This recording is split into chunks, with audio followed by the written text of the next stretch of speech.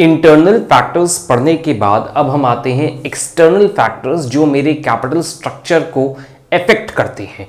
कौन कौन से ऐसे एक्सटर्नल फैक्टर हैं जिसको हम कंसीडर करेंगे जो मेरी कैपिटल स्ट्रक्चर डिसीजन लेने में अफेक्ट करते हैं। So some of them are cost of capital, choice of investors, conditions of capital market, then rules and regulations. तो सबसे पहले हम देखते हैं कॉस्ट ऑफ कैपिटल कैसे अफेक्ट करता है मेरे कैपिटल स्ट्रक्चर डिसीजन में। कॉस्ट ऑफ कैपिटल का मतलब होता है कि जो भी हम कैपिटल रेस कर रहे हैं किसी भी सोर्स से, जिससे भी हम रेस कर रहे हैं, उसमें कितना एक्सपेंसेस या कितना एक्सपेंडिचर हो रहा है मेरा, जो टोटल एक्सपेंडिचर आएगा that is cost of capital. देखिए नेम में लिखा है कॉस्ट, किसकी कॉस्ट? कैपिटल की कॉस्ट, कैपिटल रेस करने की कॉस्ट। तो कैपिटल रेस बहुत डिफरेंट सोर्सेज से किया जा सकता है, equity share, debentures, preference shares, आपके बॉन्ड्स हो गए, लॉन्ग टर्म लोन हो गया। तो हमें यहां पे क्या ध्यान में रखना होगा, जो कॉस्ट है वो कम से कम आए कैपिटल को रेस करने में। तो हम कौन सी कैपिटल, कौन सा सोर्स सिलेक्ट करेंगे अपने कैपिटल स्ट्रक्चर में जिसमें सबसे कम एक्सपेंडिचर हो कॉस्ट को, कैपिटल को रेस करने में। तो मेरे सामने हो सकता है कि इक्विटी शेयर का ऑप्शन ले, डिबेंचर का ऑप्शन ले। डिबेंचर में यह होता है कि इंटरेस्ट जो होता है वो एक्सपेंडिचर की तरह ट्रीट किया जाता है, जो इंटरेस्ट पे किया जाता है लोन पे, डिबेंचर पे, वो एक्सपेंडिचर की तरह ट्रीट किया जाता है रूल्स के अकॉर्डिंग। और इक्विटी शेयर में डिविडेंड को एक्सपेंडिचर की तरह ट्रीट नहीं किया जाता है। तो ये सब चीजें हमें कंसीडर करनी होंगी while deciding my capital structure. तो एवरेज कॉस्ट ऑफ कैपिटल जो भी आएगी उसको ध्यान में रखना होता है depending on the different sources of capital. So first external factor is your cost of capital. अगर जितनी कम से कम कॉस्ट लगे वो वाले सोर्सेज हमें सिलेक्ट करने होंगे अपनी कैपिटल स्ट्रक्चर में। Now the second one is choice of investor. Choice यहां तो कम वैल्यू, कम कॉस्ट और ज्यादा कॉस्ट का हम लिख सकते हैं कि कौन सा सोर्स कम एक्सपेंडिचर लग रहा है, किसमें ज्यादा लग रहा है। Next is the choice of investor. Investor कुछ जो है जो रिस्क लेने के लिए रेडी हैं, कुछ ऐसे होंगे जो रिस्क लेने के लिए रेडी ना हो। तो जो रिस्क लेने इन्वेस्टर रेडी हैं वो इक्विटी शेयर इशू करेंगे, जो रिस्क लेने के लिए इन्वेस्टर रेडी नहीं है डिवेंचर्स की तरफ चले जाएंगे।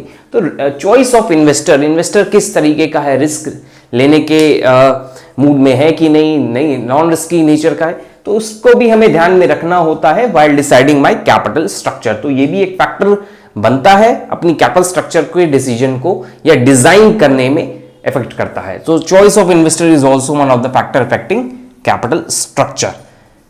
Next is your conditions of capital market. You all know about capital market. दो तरीके के मार्केट होते हैं इसके अंदर, primary market and secondary market. Primary market में आईपीओ होता है जिसको आपको हमने बताया था व्हाट इज आईपीओ। फिर सेकेंडरी मार्केट जैसे हमारा स्टॉक एक्सचेंज हो गया, एनएससी, बीएससी।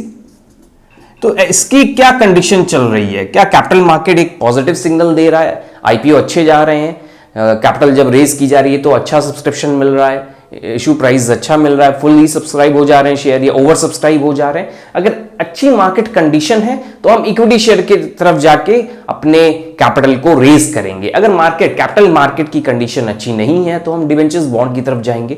तो हमें कंडीशन ऑफ कैपिटल मार्केट को भी ध्यान में रखना होगा अपनी कैपिटल स्ट्रक्चर को डिजाइन करते समय। तो कैपिटल मार्केट आप पहले इसमें एक्सप्लेन करिएगा what is capital market, then उसकी कंडीशन के बारे में बताइएगा। अगर कंडीशन फेवरेबल है तो हम इक्विटी शेयर की तरफ जा सकते हैं इशू करने में अपनी कैपिटल स्ट्रक्चर में।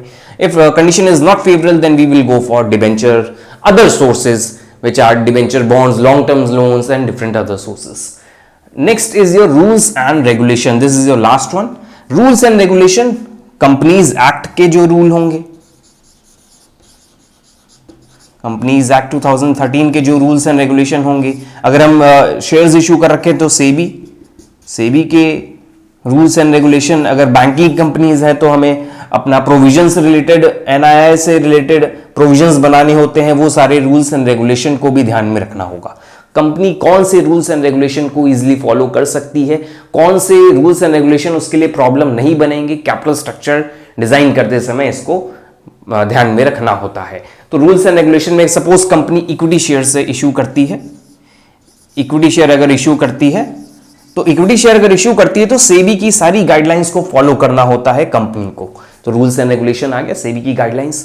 अगर इक्विटी शेयर नहीं इश्यू कर रही है तो कंपनीज एक्ट के अकॉर्डिंग जितने भी रूल्स होंगे, जो फॉर्मेट होगा बैलेंस शीट का, कैश फ्लो स्टेटमेंट का, उसी फॉर्म में बहुत सारे रूल्स एंड रेगुलेशन होते हैं। नोटिस जो होती है एजीएम, आपका एनुअल जनरल मीटिंग का पूरा एक एक शेयर होल्डर को इनविटेशन जाना चाहिए, बहुत सारी चीज कंप्लाइंसेस होते हैं, सारे कंप्लाइंसेस को फॉलो करना होता है कंपनी को। तो ये सारे रूल्स एंड रेगुलेशन को भी हम ध्यान में रखेंगे अपनी कैपिटल डिजाइन करते समय, कि ऐसा कोई रूल्स एंड रेगुलेशन जो हम नहीं फॉलो कर सकते उसके बेसिस पे हमने अपना शेयर्स को इशू कर दिया। सपोज हम सेबी के सारे रूल्स एंड रेगुलेशन नहीं फॉलो कर पाएंगे, हमें पता लग रहा है, पहले ही से पता चल रहा है, तो हम इक्विटी शेयर की तरफ जाएंगे नहीं।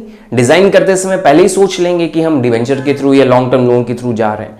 सो these are some of the external factors which affect my capital. So अभी हमने देखे इतने सारे फैक्टर्स जो इंटरनल और एक्सटर्नल में डिवाइडेड थे। सो इससे हमें एक कंक्लूजन मिलता है that capital structure decision is one of the complex decision. Financial managers जो होते हैं ये सारे फैक्टर्स को कंसीडर करेंगे और वैल्यूएशंस करेंगे कि कौन सा फैक्टर हमारे लिए, मेरी कंपनी के लिए फेवरेबल है। जो फैक्टर फेवरेबल लगेगा उसी के बेसिस पे कंपनी फाइनेंशियल मैनेजर के जो वैल्यूएशंस होंगे, जो कैलकुलेशंस होगी, उसी कैलकुलेशंस के बेसिस पे कैपिटल स्ट्रक्चर डिजाइन किया जाएगा। So at last we can say that capital structure decision is one of the complex decision in starting a company. So financial managers should take the responsibility of considering all these factors while deciding their capital structure.